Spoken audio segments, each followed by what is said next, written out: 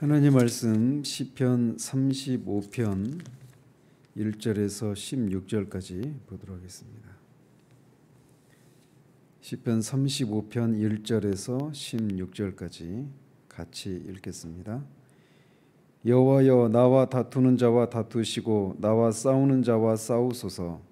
방패와 손방패를 잡으시고 일어나 나를 도우소서. 창을 빼사 나를 쫓는 자의 길을 막으시고 또 내 영혼에게 나는 내 구원이라 이루소서. 내 생명을 찾는 자들이 부끄러워 수치를 당하게 하시며 나를 상해하려 하는 자들이 물러가 낭패를 당하게 하소서. 그들을 바람 앞에 겨와 같게 하시고 여호와의 천사가 그들을 몰아내게 하소서. 그들의 길을 어둡고 미끄럽게 하시며 여호와의 천사가 그들을 뒤쫓게 하소서.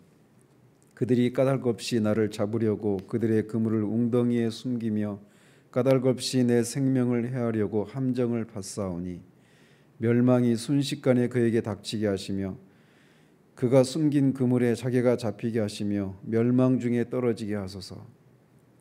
내 영혼이 여호와를 즐거워하며 그의 구원을 기뻐하리로다. 내 모든 뼈가 이르기를 여호와와 같은 이가 누구냐. 그는 가난한 자를 그보다 강한 자에게서 건지시고 가난하고 궁핍한 자를 노력하는 자에게서 건지시느니라 하리로다. 불의한 증인들이 일어나서 내가 알지 못하는 일로 내게 질문하며 내게 선을 악으로 갚아 나의 영혼을 외롭게 하나.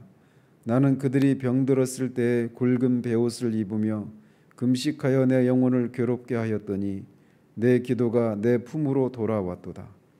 내가 나의 친구와 형제에게 행함같이 그들에게 행하였으며 내가 몸을 굽히고 슬퍼하기를 어머니를 곡함같이 하였도다. 그러나 내가 넘어짐에 그들이 기뻐하여 서로 모임이요 불량배가 내가 알지 못하는 중에 모여서 나를 치며 찢기를 맞이 아니하도다. 그들은 연휴에서 망령되이 조롱하는 자같이 나를 향하여 그들의 이를 갈도다.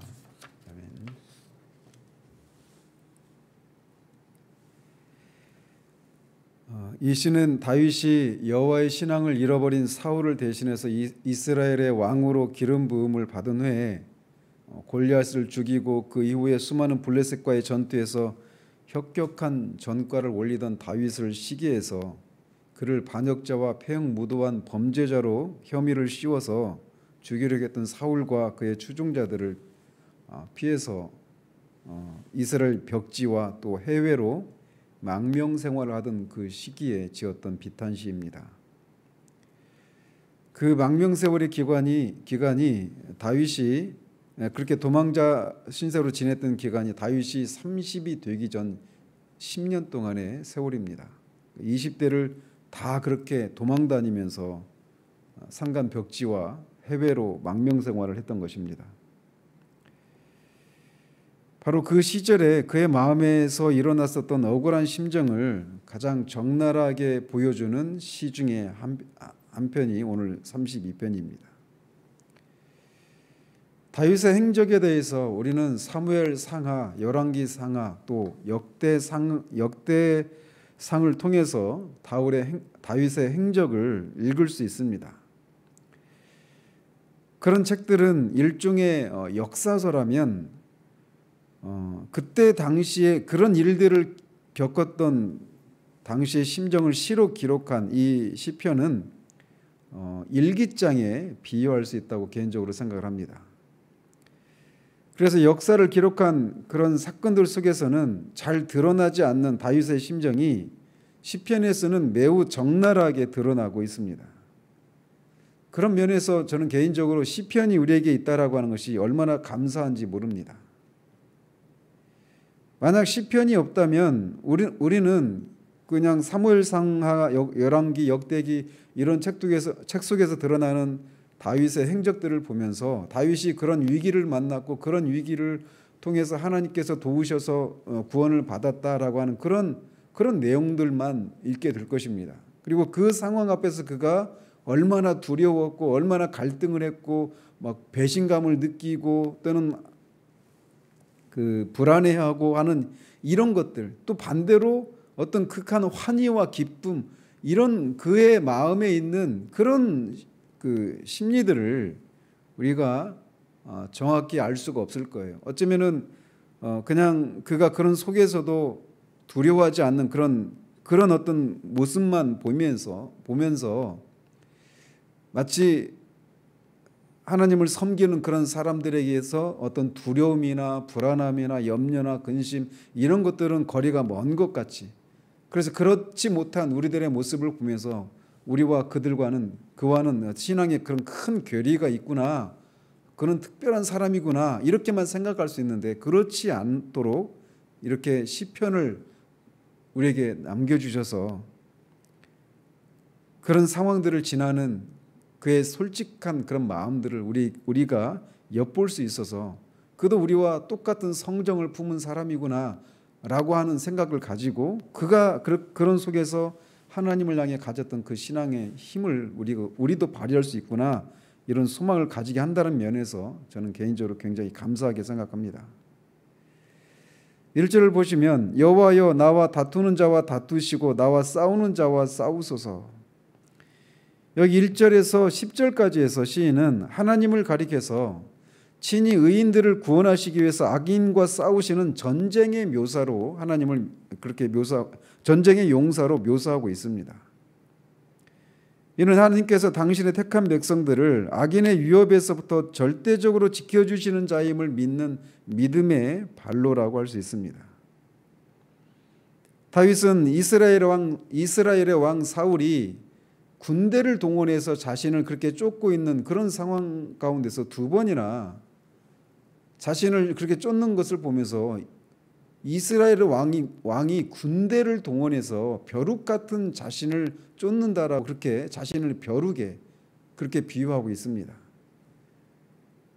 군대 앞에 있는 벼룩 아무것도 아니죠. 실제로 다윗이 그렇게 10년 세월 동안 쫓기면서 다윗과 함께했던 전쟁을 치를 수 있는 사람이 600명이었는데 그 중에 200명은 부솔 시내에서 그렇게 아말렉 사람들을 쫓아가지 못할 정도로 허약한 사람들이었습니다. 전쟁을 다윗과 함께하면서 10년 동안 그렇게 전쟁으로 단련된 사람들이 600명인데 그 중에 200명은 또 그렇게 뛰어난 사람들이 아니었어요. 겨우 400명. 그러나 전쟁 초기에는 그런 그야말로 오합지졸들이었죠. 따라서 자신을 쫓는 사울과 그 군대에 비하면 전쟁의 논리를 따지면은 전혀 상대가 되지 않는 그 상대방을 피해서 도망치고 있는 그런 상황이었단 말이죠. 그런 처지에 있던 다윗이 의지할 것은 여호와 하나님뿐이었습니다. 그래서 그는 여호와께 나와 다투는 자, 나와 싸우는 자, 즉 사울의 편에 서서 무고하게 다윗을 모함하고 그를 해하려 하는 자들과 싸워주시기를 호소하고 있는 겁니다. 다윗은 이들에 대하여 자신이 친히 복수하려고 하지 않고 다만 하나님께 그들을 대적해 주시기를 하나님 앞에 구하고 있는 거예요. 그들과 싸우시되 방패와 손방패를 잡으시고 일어나 나를 도우소서, 창을 빼사 나를 쫓는 자의 길을 막으시고 또 내 영혼에게 나는 네 구원이라 이르소서라고 호소합니다.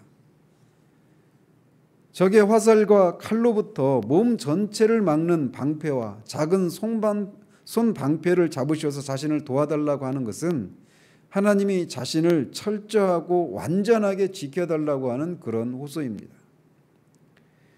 뿐만 아니라 자신을 막아줄 뿐만 아니라 더 적극적으로 창을 빼셔서 자신을 쫓는 대적들의 계획이 성공하지 못하도록 막아주시고 자신의 영혼에게 전쟁의 용사이신 여호와께서 자신의 구원이시라고 말씀해 주시기를 간구합니다. 이것은 하나님이 반드시 대적에게서 자신을 구원해 주실 것이라고 하는 사실에 대한 확신을 달라고 간구하고 있는 거예요. 하나님이 그렇게 말씀하시면 상황은 안 끝났어도 이미 끝난 거와 같기 때문에 그렇습니다. 내 생명을 찾는 자들이 부끄러워 수치를 당하게 하시며 나를 상해하려 하는 자들이 물러가 낭패를 당하게 하소서. 구원의 확신을 주실 것을 요청한 것에 이어서 보다 구체적으로 확연하게 대적들이 시인 앞에서 멸망받는 것을 보게 해달라고 요청하고 있습니다. 그러면서 이제 그 다음 절부터 세부적으로 더 세세하게 8절까지 해서 그들이 대적들이 멸망반 어떤 식으로 멸망받게 해 주시기를 이제 바라는지를 호소하고 있습니다. 그들을 바람 앞에 겨와 같게 하시고 여호와의 천사가 그들을 몰아내게 하소서. 그들의 길을 어둡고 미끄럽게 하시며 여호와의 천사가 그들을 뒤쫓게 하소서. 바람 앞에 겨는 가볍고 아무런 가치가 없는 무익한 것을 상징합니다. 그런데 대적들이 그렇게 해달라라고 하는 것을 통해 그들이 쉽게 멸망하고 그들의 운명이 허망하게 끝나게 해달라고 간구하고 있는 겁니다. 또 그들의 길을 어둡고 미끄럽게 해달라고 하는 것은 그들이 위태한 지경에 처하게 해달라고 하는 간구예요. 여기서 다시 한번 다윗은 그 일을 하시되 여호와의 천사들을 통해서 그렇게 해달라고 하면서 천사들이 하나님의 일을 수행한다라고 하는 사상을 피력하고 있습니다. 출애굽의 과정에서도 이스라엘 백성들이 금송아지 우상을 만들었을 때 하나님이 그들과 함께 하시지 않겠다라고 하셨습니다. 그렇지만 천사들을 보내서 약속한 가나안 땅은 얻게 해 주시겠다라고 말씀을 하셔요. 하나님은 가시지 않지만 여호와의 천사들을 보내서 그렇게 가나안 사람들을 쫓아내고 땅을 차지하게 하시겠다라고 말씀하셨던 것처럼 하나님은 천사들을 통해서 하나님의 일들을 하시는 경우들이 있습니다. 그들이 까닭없이 나를 잡으려고 그들의 그물을 웅덩이에 숨기며 까닭없이 내 생명을 해하려고 함정을 팠사오니 멸망이 순식간에 그에게 닥치게 하시며 그가 숨긴 그물에 자기가 잡히게 하시며 멸망 중에 떨어지게 하소서. 시인은 여기에서 자신이 대적들에게 핍박을 받을 아무런 이유가 없음을 밝힘과 동시에 그런 자신을 해하려고 하는 대적의 그런 간교한 계획들을 진술함으로써 대적에 대한 자신이 그렇게 대적에 대해서 심판을 호소하고 있는 것이 정당함을 역설하고 있습니다. 그러면서 악인들이 자신의 즐거움에 도취되었을 때 폭풍우가 갑작스럽게 몰려오듯이 그들이 생각지도 못했던 때에 재앙이 몰려와서 그들을 멸망케 해주시되 그들이 쳐놓은 함정에 스스로 빠지는 방식으로 그렇게 해달라고 간구합니다. 이는 다윗이 그들에 대해서 하나님께서 공의로 보응해 주시기를 간구하고 있는 거예요. 자신은 무죄하니까. 내 영혼이 여호와를 즐거워하며 그의 구원을 기뻐하리로다. 내 모든 뼈가 이르기를 여호와와 같은 이가 누구냐. 그는 가난한 자를 그보다 강한 자에게서 건지시고 가난하고 궁핍한 자를 노력하는 자에게서 건지시느니라 하리로다. 여기서 시인은 지금까지 악인에 대한 하나님의 징벌과 자신의 구원을 간구하고 호소하던 것에서 갑자기 감사와 기쁨으로 전환하고 있습니다. 이것은 아직 위기 상태가 끝나지 않았음에도 불구하고 시인은 하나님이 자신의 기도에 응답해 줄 것을 미리 선취적으로 그렇게 믿는 믿음으로 이런 기쁨을 표출하고 있는 겁니다. 그러면서 내 모든 뼈가 여호와께서 가난하고 궁핍한 자를 그보다 강하고 그들을 노력하는 자들로부터 구원하시는 구원자라고 그렇게 노래할 것이라고 그렇게 알릴 것이라고 노래합니다. 모든 뼈가 이렇게 하겠다라고 하는 것은 결국 그의 전 존재로 이렇게 하나님께서 구원의 하나님이심을 증거하겠다라고 하는 말입니다. 이것을 통해 그가 하나님의 구원에 대해서 얼마나 강한 확신을 가지고 있었는지를 발견하게 되는 겁니다. 불의한 증인들이 일어나서 내가 알지 못하는 일로 내게 질문하며 내게 선을 악으로 갚아 나의 영혼을 외롭게 하나 나는 그들이 병들었을 때에 굵은 베옷을 입으며 금식하여 내 영혼을 괴롭게 하였더니 내 기도가 내 품으로 돌아왔도다. 여기 11절부터 이어지는 16절까지 해서 다윗은 앞에서 대적들에게 그런 심판을 내려주시기를 구했던 그 이유들에 대해서 16절까지 해서 열거하고 있습니다. 첫 번째로는 사울의 추종자들이 다윗에 대해서 허위로 모함하고 있으니까 그들을 심판해 주실 것을 간구합니다. 실제로 사무엘상 24장 9절에 보면 다윗은 사울에게 호소를 합니다. 왜 자신이 사울을 죽이고 이스라엘의 왕이 되려고 한다라고 하는 사람들의 말을 믿으십니까? 라고 사울에게 호소해요. 두 번째로 시인이 하나님께 악인들에 대해서 심판을 호소하는 이유는 그들의 배은 망덕 때문에 그렇습니다. 이것은 사울 자신도 스스로 인정한 사실이기도 합니다. 다윗은 사울이 이스라엘을 다스리던 때에 블레셋 군대가 쳐들어오자 적장 골리앗을 쳐 죽임으로써 이스라엘에게 승리를 가져다주는 공을 세웠습니다. 또 악한 영이 들려 고생하는 사울에게 수금을 타주어서 악령을 쫓아내주는 그런 일도 했었고, 그 밖에도 블레셋과의 수많은 전투에서 혁혁한 공로를 세운 그런 사람이 다윗이었습니다. 그런데도 사울은 그런 사실을 간과한 채 자신을 죽이려 들려가는 것에 대해서 다윗은 심한 비애를 느끼고 이처럼 하나님께 가슴 아픈 토로를 하고 있는 것입니다. 다윗은 이전에 자신이 앞에서 열거한 그런 선을 그들에게 베풀었음에도 불구하고 그들이 배신하고 자신을 죽이려고 쫓아다니는 이 상황이 육체적으로만이 아니라 정신적으로도 극심한 외로움을 맛보고 있음을 하나님께 호소합니다. 사실 얼마나 외롭겠습니까? 다윗은 지금 자신을 쫓고 있는 사람들이 병들었을 때 그것을 마치 자신의 일처럼 생각하고 금식하며 예통하면서 하나님께서 그들에게 긍휼을 베풀어 주시기를 간절히 구했었는데 그 기도가 그들에게 임한 것이 아니라 자신에게 돌아왔다라고 노래하고 있어요. 이것은 예수님이 제자들을 보내면서 들어가는 집에 들어가서 그 집을 위해서 기도를 하라고 하시죠. 그리고 만약에 그 기도를 그 집에 있는 사람들이 받을 만하지 않으면 너희들이 빈 그 복이 너희들에게 돌아올 것이다. 이렇게 말씀하셨던 것들을 연상케 하는 그런 내용입니다.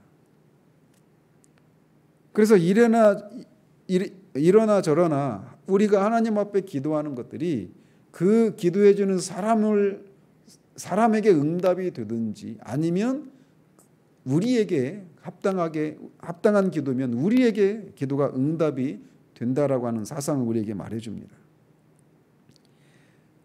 내가 나의 친구와 형제에게 행함같이 그들에게 행하였으며 내가 몸을 굽히고 슬퍼하기를 어머니를 곡함같이 하였도다.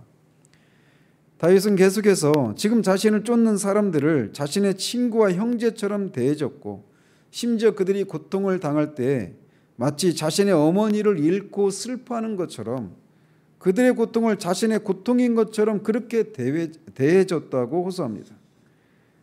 그런데 그렇게 그들에게 선을 베풀었는데 그들이 그것을 잊고 자신을 모함하고 자신을 죽이겠다고 쫓아오는 이 상황에서 극한 배신감을 느끼면서 인간적으로 얼마나 큰 비애감을 느끼고 있는가를 하나님께 호소하고 있습니다. 그러나 내가 넘어짐에 그들이 기뻐하여 서로 모임이여 불량배가 내가 알지 못하는 중에 모여서 나를 치며 찢기를 맞이 아니하도다. 그들은 연회에서 망령되이 조롱하는 자같이 나를 향하여 그들의 이를 갈도다. 계속해서 다윗은 그들의 배은 망덕을 고소하고 있습니다. 그들을 그렇게나 진실하게 선대했음에도 불구하고 그들은 다윗이 넘어졌을 때 통쾌하게 생각하고 기뻐하면서 서로 모여서 불량배들처럼 다윗을 까닭없이 심한 욕설과 독한 말을 쏟아내면서 다윗의 마음을 갈기갈기 찢기를 주저하지 않고 있다라고 호소하고 있습니다. 그들은 사람들이 많이 모인 그런 공개적인 잔치 자리에서 그 자리에 없는 다윗을 조롱하고 이를 간다고 하나님께 호소하고 있습니다. 다윗은 그런 자리에 없기 때문에 자신의 억울함을 변명할 수도 없는 그런 상황입니다. 그래서 그런 억울함을 호소하고 있는 거예요. 사람이 힘이 있는 그런 그룹들에게 근거가 없거나 근거 없이 또는 과장되게 어떤 험담을 듣고 조롱과 멸시를 당하는 것처럼 큰 고통이 없습니다. 다윗은 그 세월을 10년이나 보냈습니다. 그것도 한때는 자신의 도움을 입고 아픔을 같이 해주었던 사람들이 돌아서서 자신을 대적하고 있는 상황입니다. 그런데도 자신은 그것에 대해서 한마디도 변명할 수 없는, 마치 그들이 주장하고 있는 것이 진짜 사실인 것처럼 되어버리는 그 상황 앞에서 어떻게 할 수 없는, 아무런 항변도 할 수 없는 그런 상황에 있었던 것입니다.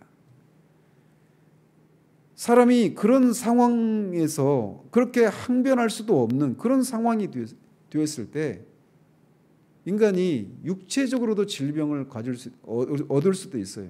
화병이 도지고 너무나 억울해서 극단적인 선택을 할 수도 있습니다. 사람들이 얼마나 간사하고 또 독한지요. 그래서 힘이 있는 자들에게 붙어서 그들과 한편이 되어서 억울하게 당하고 있는 자를 공격하면서 막 쾌감을 누리는 것이 인간의 본성입니다. 어제 우리가 살폈던 것처럼 의인에게는 고난이 많다라고 다윗이 말했었는데, 의인이 받는 고난 중에 하나가 바로 이런 것이기도 합니다. 그런데 그런 속에서 다윗은 극한 배신감과 억울함과 한을 가지고 하나님께 호소하고 있습니다. 하나님은 그런 의미에서 임금님 귀는 당나귀 귀라고 하는 그 말을 하지 못했던 이발사가 대나무 숲에 가서 임금님 귀는 당나귀 귀라고 말했던 것처럼 어떤 의미에서는 대나무 숲과 같은 그런 존재이십니다. 물론 대나무 숲은 자신의 속에 있는 얘기를 쏟아내는 것에서 단지 그런 어떤 시원함을 느끼는 것이 전부라면, 하나님은 살아계신 하나님으로서 공의로 모든 것을 판단하시고 반드시 부응하시는 분이라고 하는 면에서 근본적으로 차이가 있습니다. 그렇기 때문에 제가 대나무 숲이신 하나님께 마음을 쏟아내라 이렇게 말하지 않고 대나무 숲 같은 하나님, 대나무 숲이신 하나님께라고 하지 않고 대나무 숲 같은 하나님께라고 하는 그런 표현을 이렇게 설교 제목으로 잡은 것이기도 합니다. 우리는 이 땅을 살아가면서 다윗과 같이 그런 상황들을 많이 겪지는 않을 수 있어요. 저도 개인적으로 한 10년 정도로 그런 시간을 보냈던 것 같습니다. 그런데 우리에게는 그런 상황 가운데 있을 때 우리의 마음을 쏟아낼 수 있는 하나님이 계십니다. 그 모든 상황을 공의로 판단하시는 하나님이 계셔요. 그 극한 외로움 가운데서 우리의 마음을 쏟아낼 때 하나님은 공의로 판단하시고 공의로 보응하시는 하나님이십니다. 그러므로 우리는 그런 상황 가운데서 우리 주 예수 그리스도의 이름으로 우리의 마음을 하나님께 다 쏟아낼 수 있습니다. 하나님은 모든 것을 지켜보시고 우리에게 그분의 눈과 귀를 향하고 계십니다. 그리고 그 부르짖음에 공의로 응답하십니다. 그렇기 때문에 우리는 기도할 수 있는 겁니다. 단지 그냥 대나무 숲에 기도하는 것을 통해 마음의 시원함을 얻는 정도가 아니라 실제로 우리의 마음을 쏟아내는 것에서 오는 그것을 통한 그런 마음의 짐이 덜어지는 그런 것도 있지만, 그 기도에 하나님이 반드시 공의로 보응하시는 하나님이시기 때문에 우리가 기도할 수 있는 것입니다. 우리는 그것을 다윗의 그 삶을 통해서 그런 명백한 그런 증거들을 가지고 있어요. 믿는다라고 하는 것은 바로 그것을 의미하는 겁니다. 성경을 통해서 이렇게 계시된 하나님, 성경이 거짓이 아니기 때문에 이렇게 성경을 통해 계시는 하나님이 계시다라고 하는 것을 우리가 믿고, 또 아들을 통해서 계시하신 하나님을 우리가 믿기에 그 하나님을 향해 우리가 기도할 수 있는 겁니다. 기도는 바로 그런 거예요. 히브리서 11장 6절에서 말하고 있는 것처럼 하나님께 나아가는 자마다 그가 상 베푸시는 분이심을 믿고 나아가라고 말씀하시는 것처럼, 하나님은 우리가 마음을 쏟아내지 않으면 안 되는 그런 상황 가운데 우리의 마음을 쏟아낼 때 하나님은 우리의 기도를 들으시고 공의로 보응하신다라고 하는, 때로는 상을 베푸신다라고 하는 그런 하나님이심을 믿고 우리는 그렇게 기도해야 할 것입니다. 이 아침에 드리는 기도가 그런 기도이기를 바랍니다. 기도하겠습니다.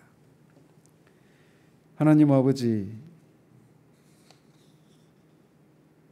다윗이 선을 베풀었음에도 불구하고 그것을 선으로 갚지 않고 악으로